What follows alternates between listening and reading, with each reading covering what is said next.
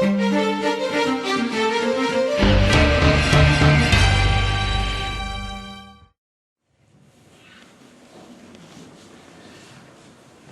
interesante tu exposición, Úrsula. Yo nada más estaba pensando, digamos, en términos de las alternativas, porque como decías, luego hay esta tendencia, esta tentación a las medidas policíacas, ¿no? De las MOVES, a la Operación Mochila y todas estas cosas.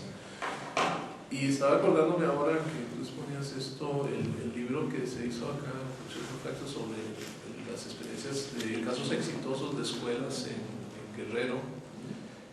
Y una cosa que me llamaba mucho la atención de estas escuelas que las escogieron porque salían bien en enlace y todo esto, es que en muchos casos, por ejemplo, hay un caso que analiza Silvia Smelker de una escuela indígena que está en unas condiciones terribles, materiales, en una situación de pobreza la gente, y que lo curioso que al inicio no se propusieron salir bien en enlace ni nada de eso, sino que llega un director, había precisamente un problema de violencia muy fuerte entre los mismos muchachos, entre los niños, y entonces él dice, no, pues es que así no se puede trabajar, ¿no? Vamos a tener que hacer algo para mejorar la convivencia. Entonces empieza a hacer una serie de prácticas que no tienen que ver con estas cuestiones represivas o policíacas, sino prácticas para mejorar el clima escolar, el capital social, diríamos nosotros, para que mejore la convivencia entre los niños. Y eso posteriormente pues hace que, como tú decías ahora, o sea, una de las conclusiones que llegan los investigadores que participan en esto es que estas escuelas son lo que ellos llaman escuelas felices, donde a los niños les gusta ir y donde a los maestros también les gusta trabajar, donde no van bajo amenaza de castigos o algo así, sino porque es un ambiente adecuado, un ambiente donde la gente se siente bien. Pero es una cuestión integral, o sea, no es solo la ausencia de violencia, sino es en general estar motivados, tener en este caso, una dirección democrática, una cuestión participativa, unas buenas relaciones sociales, digamos, al interior de la escuela. Digo, me parece interesante que se analizara, por ejemplo, eso, porque luego analizamos como lo que no funciona, pero también hay algunas cosas que funcionan, aunque no fuera, digamos, como nada más la cuestión de la violencia, sino que se mete esto de la violencia en una cuestión más integral, que es algo así como la calidad de las relaciones al interior de las escuelas. Y lo otro interesante es este tema de cómo eso por sí mismo repercute también en el rendimiento escolar, en el rendimiento académico. Pero bueno, mi pregunta, no sé si han visto esa posibilidad de analizar estos casos también, estos casos exitosos, digamos.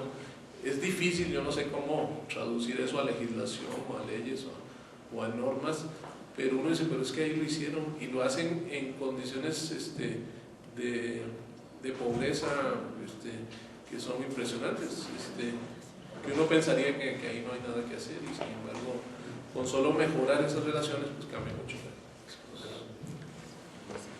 Sí, bueno, de hecho hay un debate importante que yo acá no toqué mucho respecto a la convivencia escolar.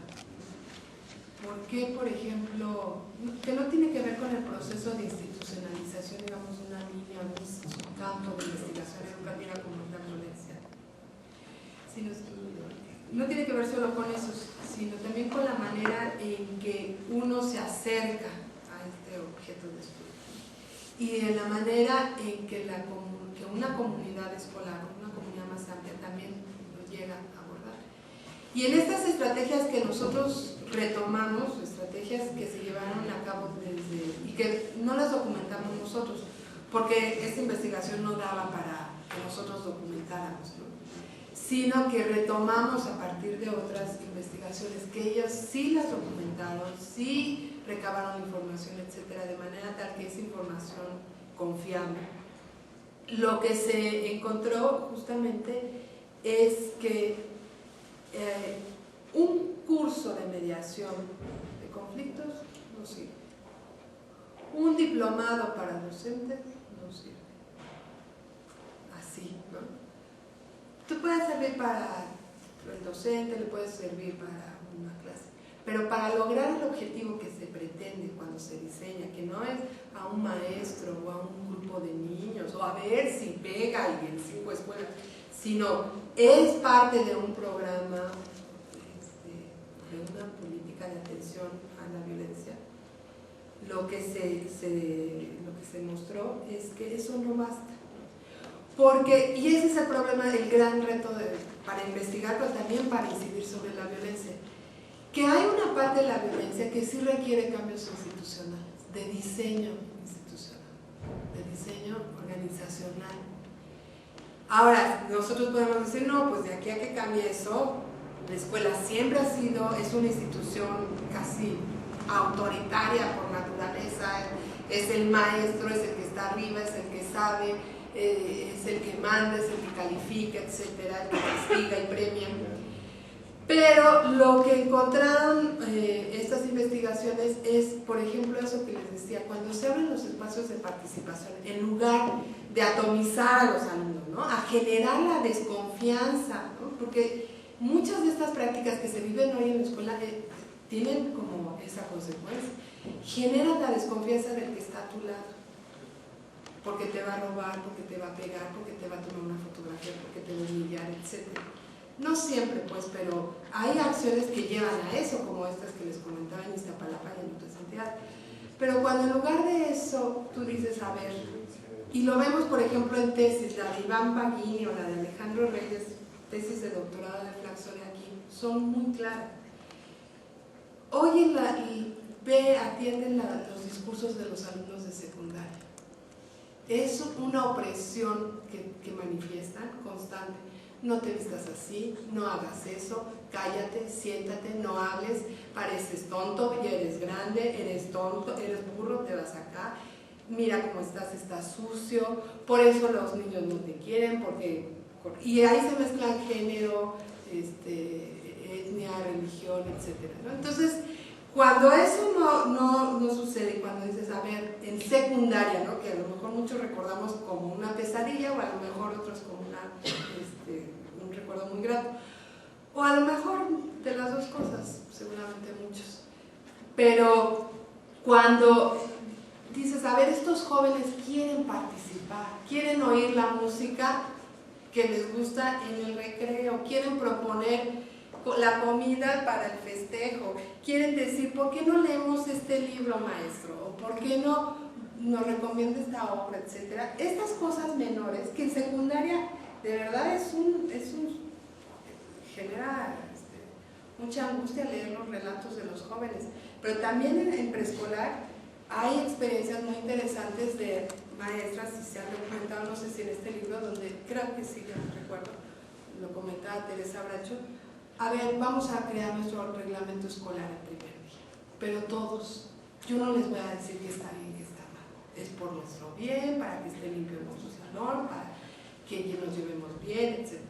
Y eso se hace en preescolar en algunas escuelas, y eso también se quiere hacer en otras, ¿no?, primaria, secundaria, y básica, que es tan complejo, no sé, digo, medias superiores todavía con tantos subsistemas, estilos, actores, etc. Entonces yo creo que ahí hay mucho que se puede hacer, pero lamentablemente nosotros no pudimos documentar porque en realidad usamos este curso como un propósito, como un pretexto, para ponernos a investigar, y creo que aprendimos mucho, y pues eso en ese sentido pues tuvo resultados para nosotros muy positivos, para todos los integrantes del equipo. Pero a nivel de escuela o de ámbitos más pequeños, el gran problema es esto, que no se documentan las experiencias. Entonces, una que anda nos reunimos por diversas cosas con funcionarios, autoridades, de repente nos enteramos, ¿no?, exponemos y nos dicen, yo conozco una escuela que ahí cambió, o conozco un maestro que hizo cosas increíbles. Entonces así es como vamos un poco identificando, pero yo creo que sí hay muchas lecciones que se tendrían que investigar, documentar, y desde luego que genere algo para que aquellos que toman decisiones en materia legislativa, pero también en materia de presupuesto, pues los consideren, porque si van a estar citando a Ortega, los legisladores, bueno, pues sí, Ortega hizo una investigación increíble y algunas cosas se parecen, pero Ortega en España, ¿no? Y digo, no me quiero poner nacionalista, pero hay una, porque realmente eso no es el problema es que los legisladores no saben, no les interesa, o sus asesores no hacen bien su trabajo, porque ese es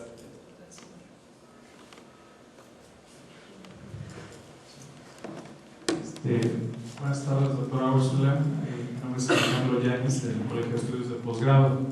Qué bueno que comente esto de los diplomados, porque para el estado de Morelos se ofertaron 200 becas para el diplomado de mediadores de conflictos en el aula, de las cuales solo se pudieron aplicar 76. No hay interés, ¿no? De repente hay presupuesto, pero no hay interés. Y tenemos que recurrir a estas acciones alternativas y complementarias, ¿no? De alguna manera compensatorias. Decía el doctor Francisco Porras del Instituto Mora, promover la fraternidad, ¿no? En todos los niveles y acciones fraternas. Se habla de la formación cívica, ética y de valores, ¿no? Como materia que tendría que ser transdisciplinaria, pero a veces no se aplica, perdiendo espacios vinculados con medios de expresión artística. Los sociodramas, cuentos, literatura, música, todos los mecanismos de participación estudiantil y, ¿por qué no?, de docentes, porque también se genera esa situación de fricción entre los cuerpos colegiados, sobre todo en escuelas públicas, y podría traducirse en expectativas de atención social o deportiva. Indudablemente hacen falta instrumentos de diseño para el manejo de información. De repente, cuando se llega a hacer alguna entrevista, algún seguimiento en el área de psicología, trabajo social, aquellas escuelas que cuentan, que no es la mayoría, de repente es un problema registrar esta información para turnarla a alguna instancia, y también ahí nos enfrentamos a otro problema. Desde una violencia doméstica o familiar que repercute en el aprendizaje de los alumnos, y cómo esperábamos como ciudadanos, como docentes o investigadores, que el cuerpo colegiado de Estado hiciera algo, llámese Secretaría de Salud, Sistema DIF, las ONGs o alguna clínica de intervención vinculada a una división de posgrado de alguna universidad. Entonces, ¿cómo registrar, ¿no?, esta situación de, vive abuso, acoso, explotación, su nivel de marginación es sin que se registre o pueda ser vulnerable este manejo de información? Se ha trabajado con escuelas como la Escuela de Trabajo Social de la UNAM, con el DIF, ¿no?, que hacen esquemas de familiogramas con estas familias nucleares y ampliadas, pero queda mucha información que pudiera ser útil precisamente para determinar los índices de vulnerabilidad o riesgo. Vemos estudios paralelos del fenómeno del niño callejero, ¿no? ¿Por qué llegó a la calle? Y toda la violencia que conlleva el estar en un ambiente sin atención. Entonces lo mismo pasa en las escuelas, y peor aún, se supone que reciben atención y no se está atendiendo de manera puntual. Entonces yo creo que habría que reforzar esto, ¿no? Publicar más, difundir más, y a lo mejor no esperar que los legisladores generen el cambio, sería lo ideal, pero sí generar este cúmulo y conglomerado de experiencias exitosas, como lo hace la Fundación Ford y el CIDE, con experiencias exitosas a nivel de municipios, ¿no? Las aglutina, las premia, les da un seguimiento, y precisamente algo que me llama mucho la atención es el compartir y difundir estos esquemas de acción, porque si son exitosas, pues ojalá lo puedan adaptar a las circunstancias de una comunidad rural, de una comunidad urbana, y por qué no, o sea, lo están viviendo los jóvenes en las escuelas privadas y de alto nivel, ¿no? Es muy conocido los casos cuando cerraban el periférico para que el hijo de Durazo pues, corriera como si fuera autopista, ¿no? Y bueno, ¿cómo limitar esas acciones de riesgo, ¿no? Que a veces son el poder pertenecer a estos grupos, y tenemos las nuevas tribus urbanas, ¿no? Desde los emos, los punks y todas las derivaciones que de alguna manera no están siendo atendidas dentro de estas variantes, y que al interior de los centros escolares, ya no digamos en la calle, tienen limitaciones de marginación. Había una referencia de las universidades de Miami y de California, el hecho de regular la vestimenta de los alumnos. ¿Por qué enseñar el resorte de la ropa interior? Si bien tienen derecho a mostrarla, porque es su gusto, su decisión, también habría que respetar el derecho de quienes no quieren ver eso. Y lo vemos con los medios, ¿no? O sea, los medios de información. Primera nota, la nota roja, ¿no? Y no una autorregulación en páginas interiores. Y como eso, muchos fenómenos. Y abocarnos a este esquema puntual que usted dice, el ámbito escolar, pero que conlleva la responsabilidad de muchos actores en diferentes escenarios. Entonces, yo felicito su trabajo y ojalá tengamos más oportunidad de reflexionar sobre ello, porque las consecuencias son inmediatas y en otros escenarios. Muchas gracias. Bueno, sí, yo coincido contigo. Desde luego, nos tenemos que acercar los académicos a los legisladores a los académicos. No podemos pensar que nos van a buscar solo porque alguna vez tuvimos una plática o publicamos algún trabajo sobre violencia. Yo creo que sí quizás es un problema, pienso ahora en la aventura de decirlo, en ciertas como áreas de la academia en México, ¿no? Que estamos muy lejos, que tiene que ver incluso que ver con la participación de los académicos en la política educativa. Porque quizás en ciertos niveles y ciertas temáticas se ha acrecentado la relación, se ha acercado, por ejemplo, los políticos, los funcionarios con los académicos, pero no con los legisladores.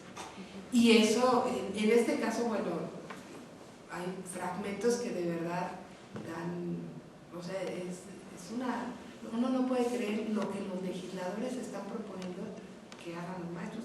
Estaba buscando una cita, pero no la encuentro ahora. Entonces, creo que todos nos tenemos que acercar, ¿no? Porque, pues sí, nosotros investigamos, etcétera, pero también en investigaciones como estas, pues se pueden generar algunas indicaciones o propuestas o sugerencias de política, de programa, etcétera. Inclusive de registro, porque de verdad hay un problema muy serio con el registro. Hay observatorios, hay buzones, hay líneas telefónicas de organismos no gubernamentales, de universidades, de ciertas áreas de gobierno, etc. Entonces yo digo, si en 2 notas del Universal de septiembre del 2011 alguien sale y dice 190 suicidios al año por bullying, y al día siguiente dice no, 190, no 32, ¿cómo lo saben? Ahí Mancera da una explicación al respecto, pero ahora que hay tantos recursos para que la gente, los alumnos, los padres o los docentes puedan denunciar, a mí sí, en lo personal me preocupa cómo le van a hacer, qué cifra van a utilizar si en algún momento alguien quisiera decir en el estado de Oaxaca hay tantos casos, o a nivel nacional, o en este periodo, o en este tipo de escuelas, o de esta modalidad, de este nivel. Hay un problema muy serio, y yo creo que ahí, por ejemplo, eso podría inclusive ser materia, no sé si como una propuesta legislativa, o bien de un programa dirigido a este tema. Y bueno, hay, creo que sí hay quienes han investigado más a fondo sobre este tema, sí identifican como ciertas cadenas, ¿no? O perfiles de personas, en este caso alumnas o estudiantes, que pueden por sus circunstancias tender más hacia una práctica o la otra. Pero la verdad es que también es peligroso, digamos, eso, porque fácilmente se presta como al estímulo. Y es muy común oír a ese niño o esa niña pega o eso, porque la mamá es madre soltera, porque el papá es golpeado. O sea, como de telenovela, pero así lo dicen. Entonces, nadie sabe si tiene que ver, si no, y entonces se presta a que estos estereotipos y estigmas pues, persisten y se agudicen, ¿no? Entonces, yo creo que en la medida en que son niñas, son niños, esto se tiene que tratar con mucho cuidado y con mucho respeto, porque además hay otro asunto. Se les olvida a estos legisladores que quieren tipificar el bullying como un delito, que hay un sistema de protección en este país dirigido a las niñas y niños, donde la intención de tipificar el bullying como un delito completamente va en contra de ese sistema de protección, que es un sistema que es también resultado de los compromisos internacionales que el Estado mexicano ha asumido a partir de su adhesión a otros instrumentos de protección y defensa de los derechos de los niños, ¿no? Entonces, por ejemplo, eventos donde, a ver, que se siente el niño que le pegaban, no puede hacer eso una autoridad, no puede hacer eso alguien.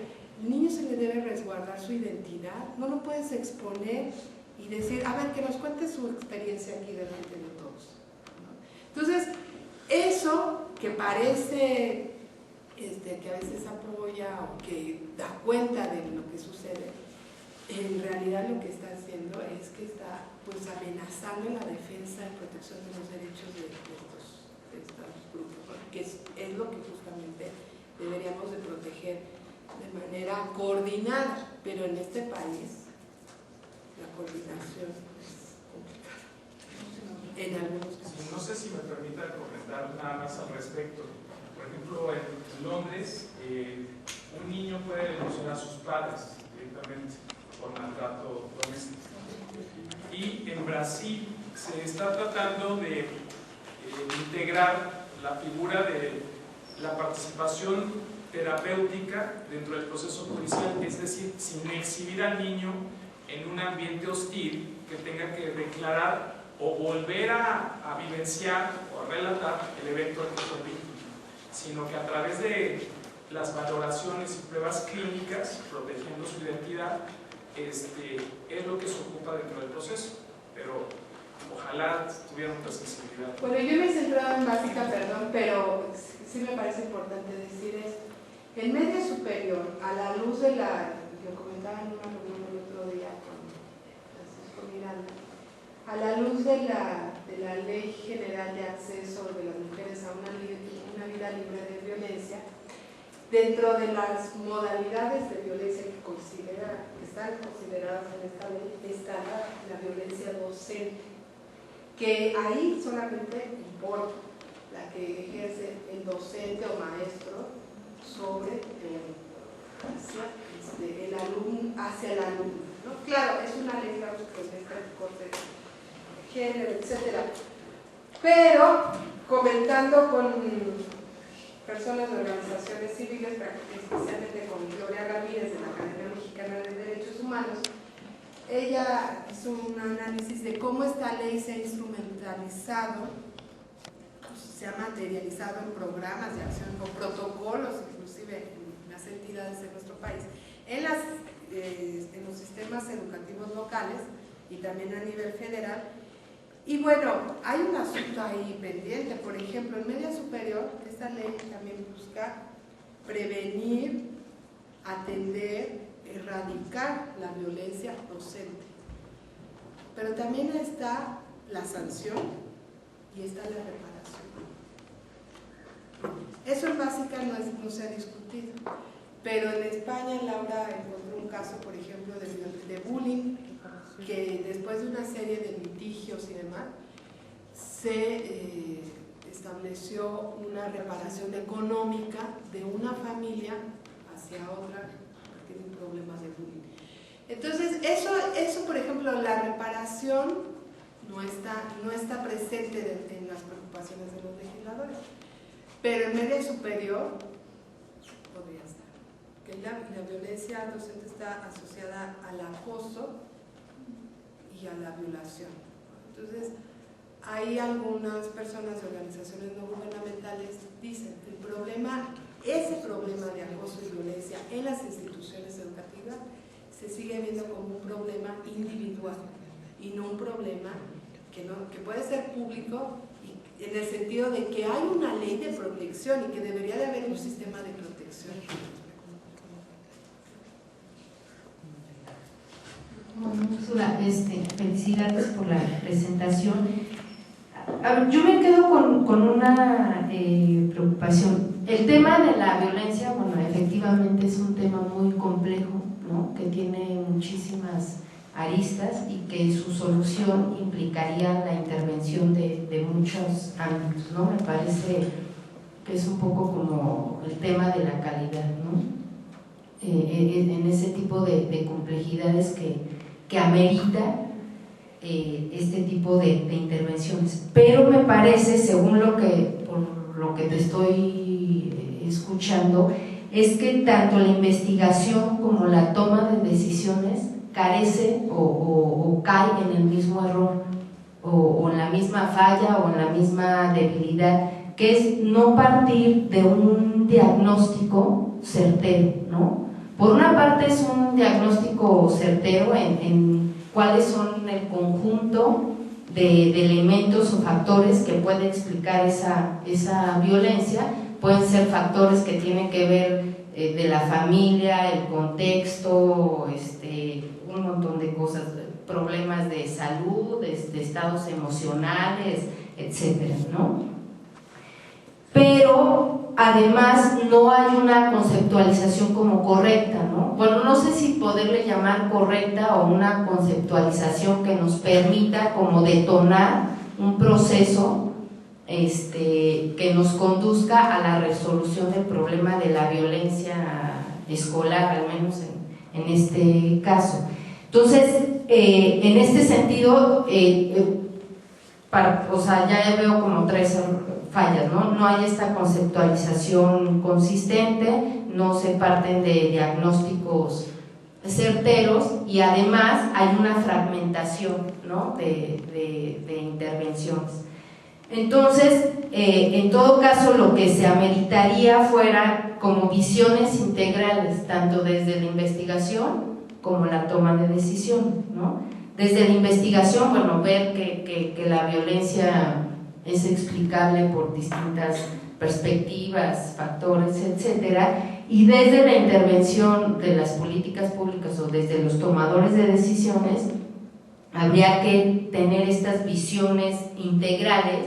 Por ejemplo, tú haces mucho énfasis en que efectivamente los legisladores no tienen muchas veces ni idea, ¿no? No conocen la realidad, como pasa con el tema de a lo mejor calidad de inequidad, pero tampoco es suficiente. Yo creo que debemos de pensar en procesos integrales, o sea, no ver al proceso de las políticas como un proceso fragmentado, porque ahora, bueno, podemos tener a lo mejor, o llegaremos a leyes más pertinentes, más ad hoc, pero después el que tiene que diseñar el programa, la política, el programa es uno, el que la va a implementar es otro, el que la adopta es otro, entonces se va, ¿no?, fragmentando el proceso, y yo creo que a lo que tenemos que pues tirar es a estas visiones más integrales. Ustedes, no sé, desde la experiencia que tienen, ¿cuál sería como su apuesta, ¿no?, como su propuesta? Mira, yo creo, y bueno, casi nos metimos a hacer política sin querer hacerlo, porque a la luz de noticias como estas, ¿no?, que el año pasado era impresionante porque salía casi todos los diarios algo sobre bullying, hubo unas semanas en que así fue.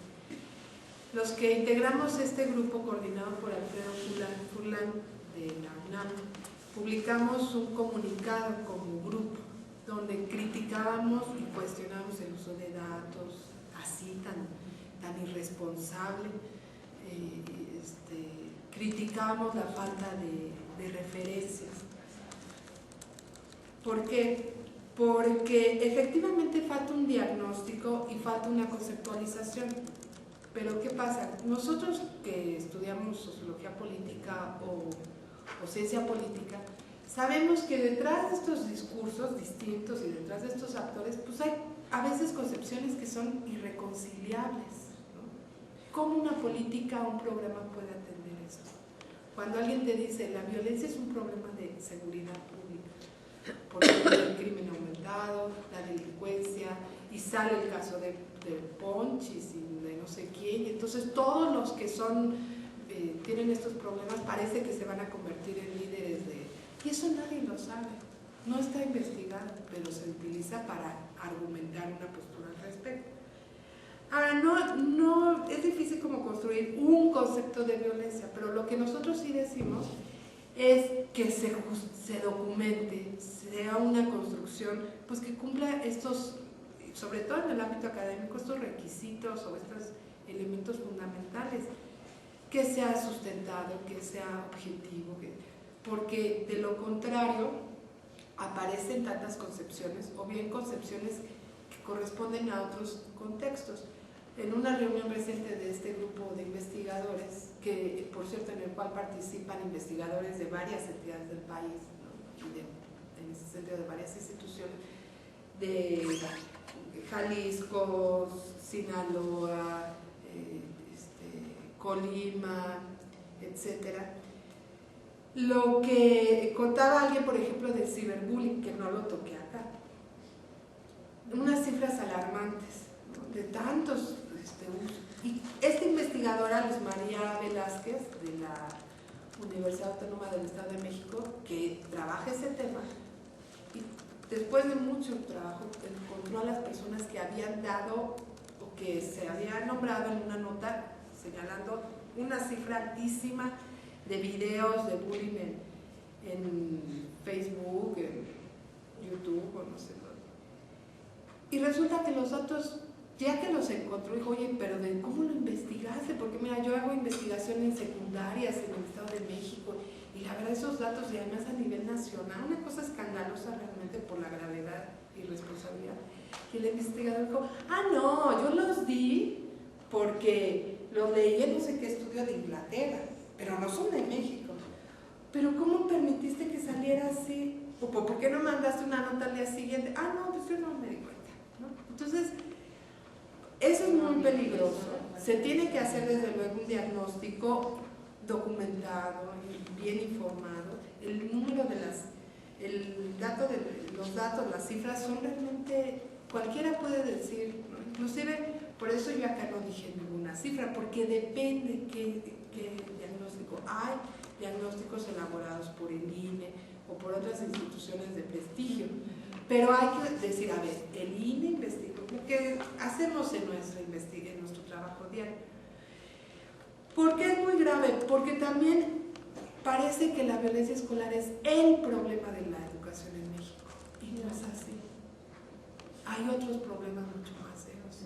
Inclusive los propios docentes dicen, sí, el tener un clima escolar que nos permita trabajar es un elemento fundamental para que los niños aprendan, ¿no? Y esto ya lo han documentado muchas investigaciones. Pero la violencia no es el principal problema, tenemos otros problemas. Y entonces pareciera, cuando vemos esto, cuando vemos los legisladores, que el bullying es lo que tiene a un porcentaje muy alto de niñas o de niños o jóvenes sacando evaluaciones o resultados bajísimos en enlace. Y no, ¿quién ha dicho tal cosa? Y otro problema muy serio también es que la violencia escolar se ha convertido en un negocio, porque hemos también encontrado muchas iniciativas, servicios que venden empresas pequeñas para atender este problema. Desde las más espantosas que no puedes imaginar, hasta otras que no tienen la intención, pero que bueno, hacen como... Ahora, yo les decía, un curso, un diplomado por sí mismo no ayuda mucho porque el problema es otro.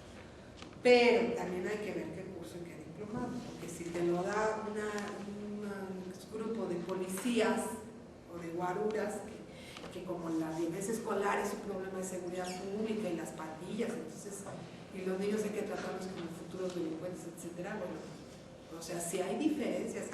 Se convirtió en un mercado y justamente en este grupo de investigación que estamos haciendo una revisión de lo que se ha producido en torno a la violencia escolar, la convivencia y la disciplina en el país y sobre el país, en estos 10 años hemos encontrado cosas que son alarmantes. Y en ese sentido, por ejemplo, algunas convocatorias que lanzan y que además se convirtió en una práctica que me parece valiosa, pero que se tendría que estudiar más por parte de la Secretaría de Educación Pública de este país, es abrir como estos concursos nacionales. El CONAPACE, la Secretaría Técnica del CONAPACE tiene un concurso de experiencias exitosas de participación y el programa Escuela Segura lanzó una, pero creo que en el DF o fue a nivel nacional, no sé, creo que es a nivel nacional. Y el congreso fue en diciembre. Ajá. Y entonces esto, por ejemplo, es interesante, hay que investigar bajo qué criterios se califica algo como de exitoso o positivo, pero también nos ayuda a ver qué es lo que se está haciendo al respecto en nuestro país, que sería muy interesante como para nutrir la investigación al respecto.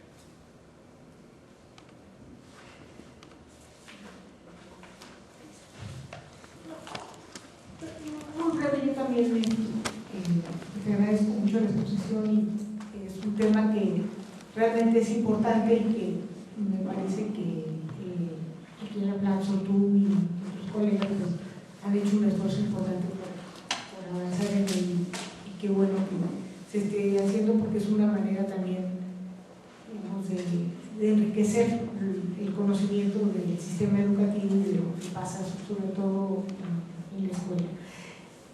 Yo creo que o sea, la reflexión que tengo básicamente, vamos, qué bueno que además se esté haciendo como este registro, porque creo que lo que sí ha pasado en México, que creo que es importante, es que este tema era un tema tratado por pequeños grupos y estaba en la agenda académica y no estaba en la agenda pública, ¿no? Creo que digamos, de manera acelerada entró también en la agenda gubernamental, lo cual es muy positivo porque digamos, mientras tú puedes hacer estudios extraordinarios y tener un excelente registro de los casos, pero si no está en la agenda pública y no está en la agenda gubernamental, entonces yo creo que ese es un paso fundamental que evidentemente arrastra los problemas típicos del diseño y la implementación de las políticas públicas en México y de la política educativa, por supuesto. Entonces, o sea, no se podría pensar en otro.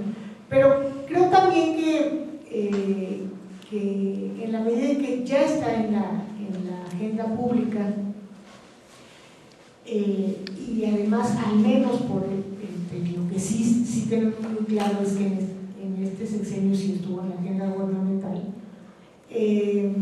digamos, es cómo mantenerlo y cómo además acompañarlo para que justamente no vaya tomando esos sesgos que las mismas experiencias de los conocedores muestran de que digamos, la situación se resuelve poco si digamos, se diseñan estrategias que son un poco constructivas, que son un poco cooperativas, etc.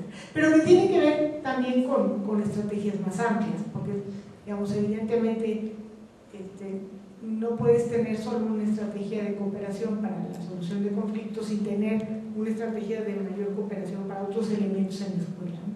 Pero ahí lo importante es ir coordinando las acciones. Entonces el trabajo que están haciendo me parece muy rico y ojalá al mismo tiempo que se documenta el fenómeno social, porque es un fenómeno social, ya no es solo un fenómeno, digamos, individual o de grupo, sino es un fenómeno social, también se empieza a plantear, digamos, y a trasladar en términos de un problema público en la medida en que, por supuesto, no determina el desempeño educativo, pero sí puede influir en el desempeño educativo. Entonces, estos elementos sí son como muy, muy importantes para eso. Entonces, pues, de nuevo, felicidades y qué bueno que se está trabajando y qué bueno además que hay una red que lo está haciendo, porque me parece que es además una forma de también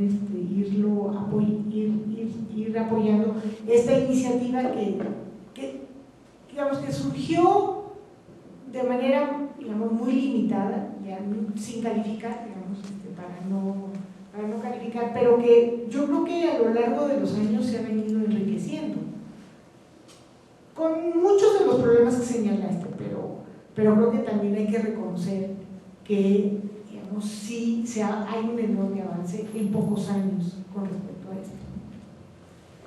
Sí, bueno, yo justo por eso decía en algún momento que al hacer este análisis en particular de las iniciativas legislativas, pues el panorama no es negro, o sea, es un acierto ver que está en las agendas, pero más que en las agendas de los legisladores, que es un asunto que se discute y que efectivamente ya no se ve ni como un asunto individual, pero tampoco como algo que es inevitable, porque mucho tiempo fue eso, y por eso el tema de la violencia era difícil como que ocupara un lugar dentro de la agenda de la investigación educativa, o un tema que fuera como legítimo, ¿no? Porque la violencia generalmente era vista como un resultado de la indisciplina, era un problema de orden escolar. Y entonces cuando se logra ver desde otra perspectiva, pues sí, habría que ver si toda indisciplina es violenta, porque a lo mejor no lo es, ¿no? Y a lo mejor no toda violencia genera o produce esa disciplina. Entonces la relación no era como se imaginaba. Y efectivamente yo creo que Escuela Segura tiene elementos importantes. Sí es paradójico que el primer programa federal que toque este tema sea parte de una estrategia de seguridad pública. Pero que la SEP tenga eso a nivel federal, cuando uno llega a ver en algunas entidades propuestas, algunas como muy descabelladas y algunas muy interesantes, y otras como una réplica de Escuela Segura. Pero yo creo que tiene elementos importantes. Y yo llegué a este tema por el tema de la participación social, porque eso es lo que he investigado más antes. Y lo que a mí me interesaba ver era esta vinculación entre participación y Escuela Segura, porque es el primer, o es uno de los primeros programas, Escuela Segura, que ve la escuela de una manera donde está conectada con su entorno. Y ese es un elemento muy característico y muy importante, de ver la escuela en el entorno. Y es lo que no ven muchos otros programas, porque la escuela es así como, inclusive funcionarios, autoridades que se resisten a ver la escuela situada en un contexto más amplio. Entonces, ese es un elemento muy novedoso. Y yo, desde luego, seguiré investigando esto y sobre todo ver qué está pasando con estos comités establecidos en el acuerdo secretario 535 para ver cómo están funcionando, si están funcionando y qué resultados tienen. Porque como les decía, hay dos que tienen que ver con protección escolar y desaliento de prácticas violentas entre pares, ¿no? Entonces, yo creo que investigar sobre violencia escolar nos permite ver cómo es nuestro sistema educativo, cómo se legisla, cómo se discuten los temas, y en ese sentido el aprendizaje que podemos tener es enorme, y para muchas disciplinas, porque eso es un elemento fundamental. La ciencia política, la sociología, por ejemplo, pueden decir mucho al respecto. Algunas de las cuestiones que manejabas me parecen particularmente graves. Esto que comentabas de que pues, los legisladores expresan propuestas sin conocer esta parte del entorno de las escuelas y mucho menos su funcionamiento. Pero, por ejemplo, ahorita que comentabas que el entorno en cada región geográfica, desde luego, es diferente. Entonces, a partir de la experiencia de la investigación o de algún otro ejercicio analítico, por ejemplo, ¿qué encontrarías tú de diferente en las regiones geográficas del país? Porque el país es muy distinto en el norte, en el sur, y aun cuando esté presente esta problemática en la agenda federal, pues esto tiene que expresarse de manera más específica en las distintas regiones, ¿no? del país, en el sur, en el centro, en el norte, por un lado. Por otro lado, no sé si nos pudieras comentar así a grandes rasgos, si tienes alguna impresión al respecto de cómo se han aplicado estos programas o cómo los has visto desde una perspectiva de género, digamos, porque pareciera que la violencia es exclusiva de los hombres, ¿no? De los niños en primaria, en secundaria, y de las mujeres no tanto. Y creo que esto tiene que ver a lo mejor con esa forma de conceptualizar lo que se entiende por violencia en las investigaciones, cuando estos entornos o estas cuestiones presentan desafíos de este tipo, metodológicos, conceptuales, ¿no? Entonces esas serían como mis preguntas. Bueno, empiezo por la segunda. Efectivamente, quienes hacen investigación empírica han identificado esas manifestaciones violentas que ejercen mujeres, ¿no? Sobre todo, bueno, hay un artículo reciente en la Revista Mexicana de Investigación Educativa de María al respecto de la violencia entre las muchachas en secundaria. Y bueno, sí hay como formas violentas muy distintas, ¿no? Los hombres, cuando lo hacen, tienden a pelearse, a golpes, etcétera. Las mujeres se dejan de hablar, las burlas, algunas humillaciones en público, etcétera. Pero yo creo que sí se necesita también mucha. Eso es en básica, por ejemplo. Pero cuando le citaba eso de la Ley General de Acceso de Mujeres a una Vida Libre de Violencia, a mí me llama mucho la atención como el recorte que hacen del problema de la violencia en las escuelas, y solamente les interesa la violencia docente, específicamente la que se manifiesta a través del acoso y de la violación de un docente hacia una mujer. Y por ejemplo, en otros países se ha registrado, y cada vez de manera más creciente, que en media superior, pero sobre todo en superior e inclusive en posgrado, llega a haber manifestaciones de violencia de los alumnos, de los estudiantes hacia los docentes. Inclusive en algún momento vino una investigadora española, no recuerdo ahora el nombre, estuvimos en una reunión, donde justamente señalaba eso, docentes, estudiantes que amenazan a los maestros, que los golpean. En Brasil es muy común. Eso, por ejemplo, en nuestro país no está estudiado y no sabemos si existe. Y no sabemos en qué, cómo, quién.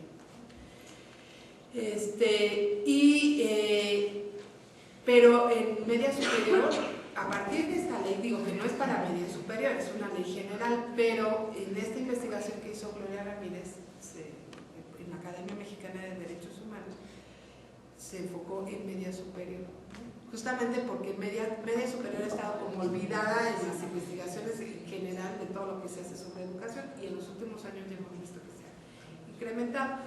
Pero sí, yo creo que es importante porque aquí se mezcla, ¿no? Yo por ahí en algún trabajo señalaba cómo el tema de la diversidad no está muy presente, por ejemplo, en los objetivos de escuela segura. Y yo creo que ahí escuela segura pierde mucho. Porque además de que hizo un caso, justamente por sus orígenes, hizo caso omiso de toda esa lucha por parte de organizaciones vinculadas a la defensa de derechos de las niñas, niños y jóvenes, al tener como objetivo crear y fortalecer ambientes escolares seguros, pudo haber retomado todo eso que se ha hecho en este país en términos de lucha política, pero también de materia, digamos, legislativa, y sobre todo a la luz de lo que les decía de la adhesión de México a la Convención sobre los Derechos de Niños o otro tipo de instrumentos de esta naturaleza. Y la cuestión de género quedó un poco como perdida.